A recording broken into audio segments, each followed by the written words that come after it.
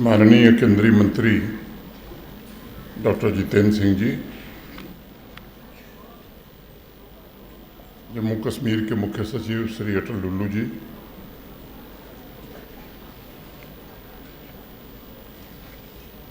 Vice chancellor Kashmir university professor Nilofar Khan, mission director Atal innovation mission NITI Aayog doctor Deepak Bagla, additional chief secretary higher education Shri Shantmanu जी,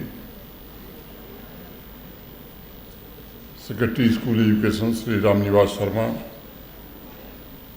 Kashmir university के सभी faculty members, NITI Aayog से आए हुए सभी अधिकारी, जम्मू कश्मीर प्रशासन के सभी अधिकारीगण, विशेष रूप से स्कूली शिक्षा और उच्च शिक्षा के अधिकारी, अध्यापक, बच्चे, देवियों, सज्जनों और मित्रों, आज का दिन जम्मू कश्मीर की अमृत पीढ़ी के लिए निश्चित रूप से उल्लेखनीय भी है और अद्वितीय भी है। अटल इनोवेशन मिशन के तहत अटल टिंकरिंग लैब के लिए सारथी की भूमिका निभाने की औपचारिक जिम्मेदारी आज कश्मीर यूनिवर्सिटी को सौंपी गई। हम सबके सामने ही अभी ATL सारथी के पत्रों का आदान प्रदान जम्मू कश्मीर के स्कूलों में स्थापित अटल टिंकरिंग लैब्स के लिए कश्मीर यूनिवर्सिटी को मार्गदर्शक की पदवी देकर किया गया। तो अगर हम भारत की संस्कृति को देखें तो सारथी की भूमिका बड़ी महत्वपूर्ण होती है। सारथी एक शाब्दिक अर्थ में अगर सोचें तो कहते किसे हैं?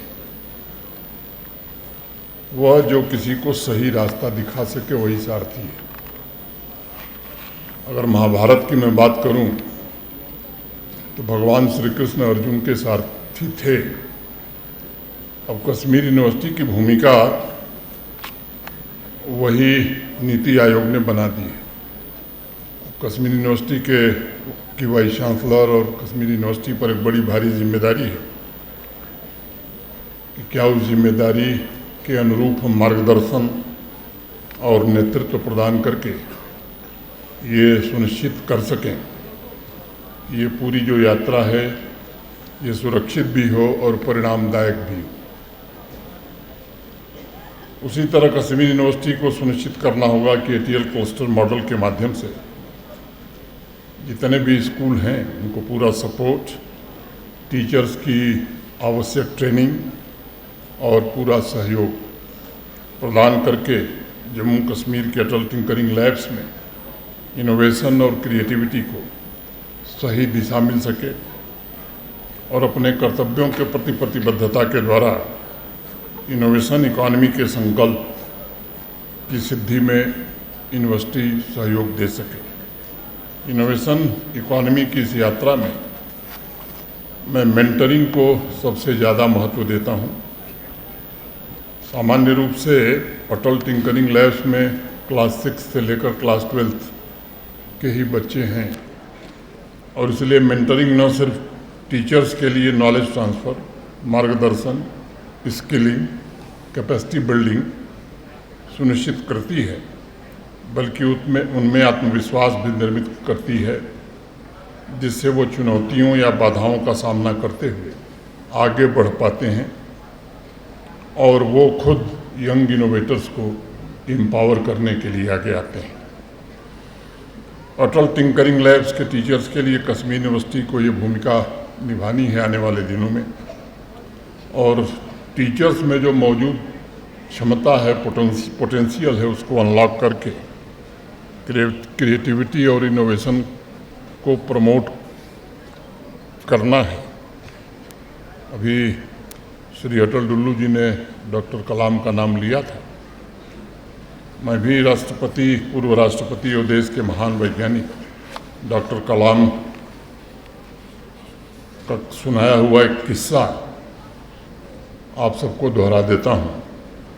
एक बार एक 6वीं क्लास का बच्चा था और उसके बगल में एक 12वीं क्लास का टीनेजर था, एक युवा और एक बुजुर्ग लीडर, ये चारों साथ में बैठे हुए थे। तो बच्चे से कहा गया कुछ बोलो, तो बच्चे ने कहा कि आप बताइए मेरे लिए क्या कर सकते हैं। टीनेजर से भी कहा गया कि तुम भी कुछ बोलो, तो टीनेजर ने कहा कि जो भी करना होगा मैं खुद अकेले करना चाहूँगा। अब युवा के बोलने की बारी थी। उस नौजवान ने कहा कि चलो जो भी करना है साथ मिलकर करते हैं। अब बुजुर्ग लीडर की बारी आ गई, तो उन्होंने कहा कि अब तुम लोग यह बताओ कि मैं तुम्हारे लिए क्या कर सकता हूँ। तो कलाम साहब बार बार ये कहते थे कि आप मेरे लिए क्या कर सकते हैं से लेकर मैं तुम्हारे लिए क्या कर सकता हूँ। ये जो ट्रांसफॉर्मेशन है ये कोई छोटा मोटा ट्रांसफॉर्मेशन नहीं है, बल्कि एक बच्चे को उस फील्ड में लीडर में तब्दील करने की एक बड़ी भारी जिम्मेदारी है जो कश्मीर यूनिवर्सिटी को आज मिली है।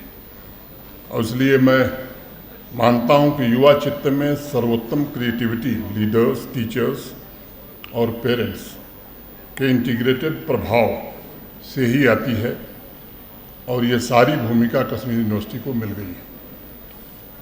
आज जम्मू कश्मीर की अमृत पीढ़ी के लिए एक और बड़ी खुशखबरी है।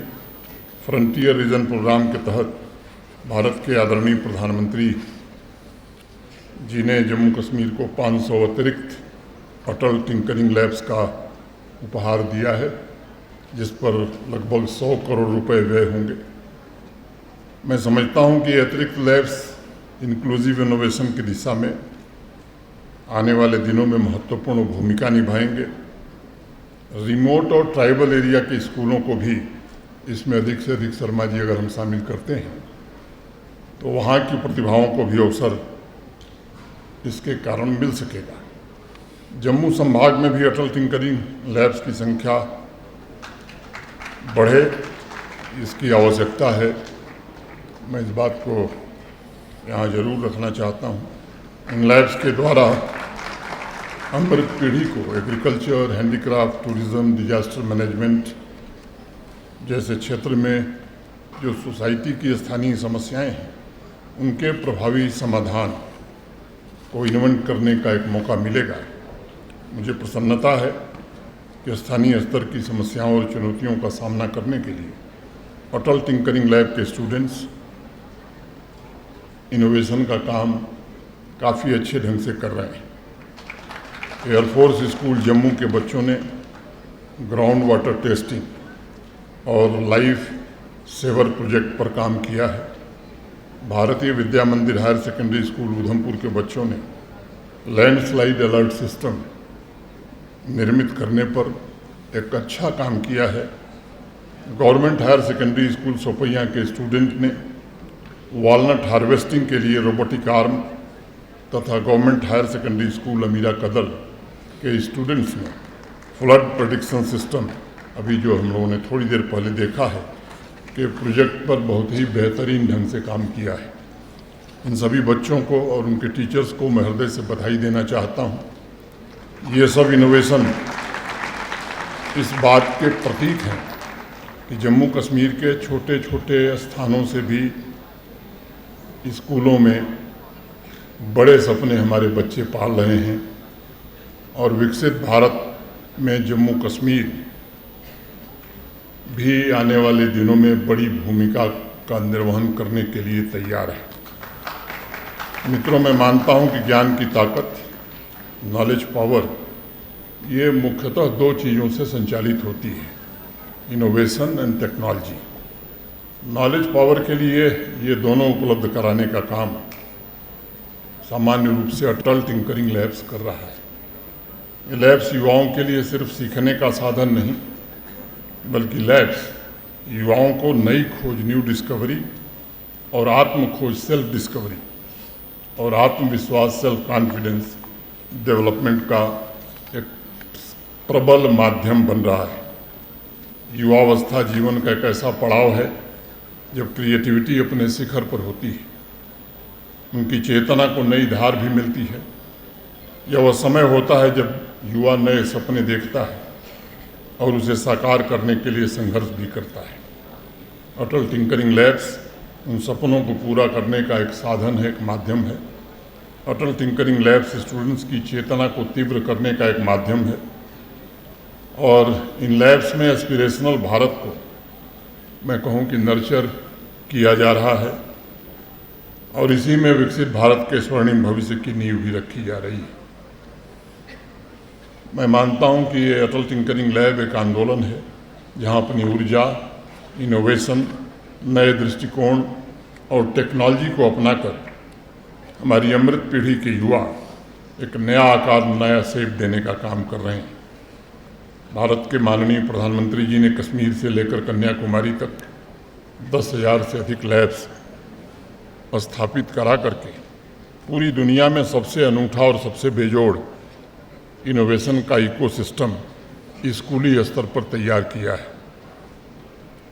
इसमें भी 5,694 जो लैब्स हैं, यानी मोटे तौर पर 57 to 58% ये रूरल एरिया में हैं, ग्रामीण क्षेत्र के स्कूलों में, जिससे ग्रामीण भारत भी इनोवेशन का कल्चर विकसित कर सके।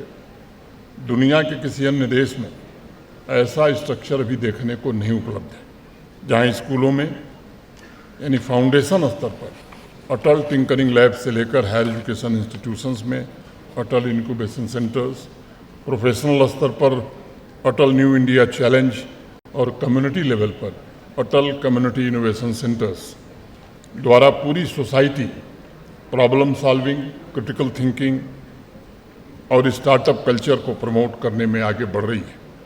इस ट्रांसफॉर्मेशन के द्वारा माननीय प्रधानमंत्री जी ने युवाओं को नए सपने दिए हैं, युवा शक्ति को नए अवसर उपलब्ध कराए हैं, कुछ अलग और नया सोचने की क्षमता प्रदान की है। ये तमाम संसाधन उपलब्ध कराकर युवाओं को नया क्रिएट करने का एक अवसर प्रधानमंत्री जी के नेतृत्व में भारत सरकार ने दिया है। अमृत पीढ़ी के लिए महत्वपूर्ण अवसर है जब वो artificial intelligence, robotics, internet of things, 3D printing जैसी अनेक टेक्नोलॉजी के उपयोग से प्रॉब्लम सॉल्विंग, डिज़ाइन, थिंकिंग और एंटरप्रेन्योरशिप की स्पिरिट का हिस्सा बन करके भारत की इनोवेशन इकोनॉमी की यात्रा में भागीदार बने। मेरा यह मानना है कि अटल टिंकरिंग लैब्स तथा इंक्यूबेशन सेंटर्स भारत को इनोवेशन सोसाइटी में ट्रांसफॉर्म कर रहे हैं, जो निरंतर नए विकास पर केंद्रित है और जो रिसर्च, ट्रेनिंग और इनोवेटिव आइडियाज़ के प्रमोशन के द्वारा विभिन्न सेक्टर्स में नवीनता का सृजन, नए इन्वेंशंस का प्रचार प्रसार कर रही है। प्रधानमंत्री जी के प्रयासों से इनोवेशन आज इंडस्ट्री तक सीमित शब्द नहीं रह गया है, बल्कि इनोवेशन हमारी सोसाइटी और हमारी सोच का अस्थायी भाव बनता जा रहा है। रिसर्च, डेवलपमेंट और इनोवेशन के लिए प्रधानमंत्री जी ने अगले 6 वर्षों के लिए 1 लाख करोड़ रुपए की धनराशि सुनिश्चित की है और एनर्जी सिक्योरिटी से लेकर क्लाइमेट चेंज, डीप टेक्नोलॉजी जैसे क्वांटम कंप्यूटिंग, आर्टिफिशियल इंटेलिजेंस जैसे अनेक क्षेत्र हैं, इसमें इनोवेशन को प्रोत्साहित किया जाएगा। साथ ही ग्रामीण भारत की आर्थिक क्रांति के लिए एग्रीकल्चर सेक्टर में इनोवेशन और एग्री एंटरप्रेन्योरशिप को प्रमोट तेज़ी से करने की कोशिश हो रही है और इस दिशा में काम कर रहे स्टार्टअप्स को फाइनेंशियल सपोर्ट भी भारत सरकार दे रही है। जम्मू में भी एग्री बिजनेस इंक्यूबेटर स्थापित हुए हैं। 9 कृषि विज्ञान केंद्रों के माध्यम से एग्री स्टार्टअप्स को सपोर्ट भी दिया गया है। मुझे लगता है कि एग्रीकल्चर सेक्टर से लेकर क्वांटम कंप्यूटिंग में इनोवेशन और स्टार्टअप्स के इस विस्तृत कैनवास ने समाज को स्वयं को रीइन्वेंट करने की क्षमता दी है और जीवन के सभी क्षेत्रों में आज व्यापक परिवर्तन के ये साक्षी बन रहे हैं।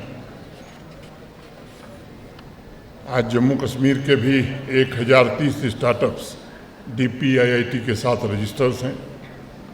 अनेक फ्लैगशिप स्कीम जो भारत सरकार ने शुरू की है, fund of funds for startups, startup India seed fund scheme, credit guarantee scheme for startups, in schemes ने युवाओं को एक बहुत ही महत्वपूर्ण अवसर उपलब्ध कराया है ताकि वो अपने आइडियाज़ को ज़मीन पर उतार सकें, उन्हें कमर्शियलाइज करके विकसित भारत की यात्रा में योगदान दे सकें। मैं जम्मू कश्मीर के युवाओं और भावी एंटरप्रेन्योर्स से ज़रूर कहना चाहूँगा कि भारत सरकार की इन योजनाओं और इस सहायता का पूरा लाभ उठा करके अपने सपने को साकार करने की आप ईमानदारी से कोशिश करें। हम सब जानते हैं कि स्वर्गीय अटल बिहारी वाजपेयी के नाम से ही एक उनको श्रद्धांजलि देने के लिए इन लैब्स की स्थापना हुई थी। अटल जी ने 1998 में जो भारत का एक पुराना नारा था स्वर्गीय लाल बहादुर शास्त्री जी का, जय जवान जय किसान, उस नारे में उन्होंने 1998 में जय विज्ञान जोड़ करके भारत के साइंटिफिक और टेक्नोलॉजिकल डेवलपमेंट के महत्व को दर्शाने की कोशिश की थी और उसे ही 2019 में भारत के वर्तमान प्रधानमंत्री श्री नरेंद्र मोदी जी ने जय अनुसंधान जोड़कर विकसित भारत का एक नया संकल्प देश के सामने रखा। हमें संपूर्ण साइंस और टेक्नोलॉजी सेक्टर में अब एक्सेलेंस के लिए प्रयास करने की आवश्यकता है। राष्ट्र निर्माण की प्रत्येक गतिविधि में ये शामिल हो सके, इसका प्रयत्न करने की आवश्यकता है। सपनों और संकल्पों के मुताबिक देश कैसे आगे बढ़े, इसमें सबको जुटने की आवश्यकता है। अभी एक सप्ताह पहले भारत इनोवेट्स 2026 की घोषणा हुई है। प्रधानमंत्री जी के मार्गदर्शन में एक नया इनिशिएटिव है जिसका उद्देश्य हमारे डीप टेक्नोलॉजी टैलेंट को दुनिया के समक्ष प्रस्तुत करना है और इंटरनेशनल कोलैबोरेशन भी करना है।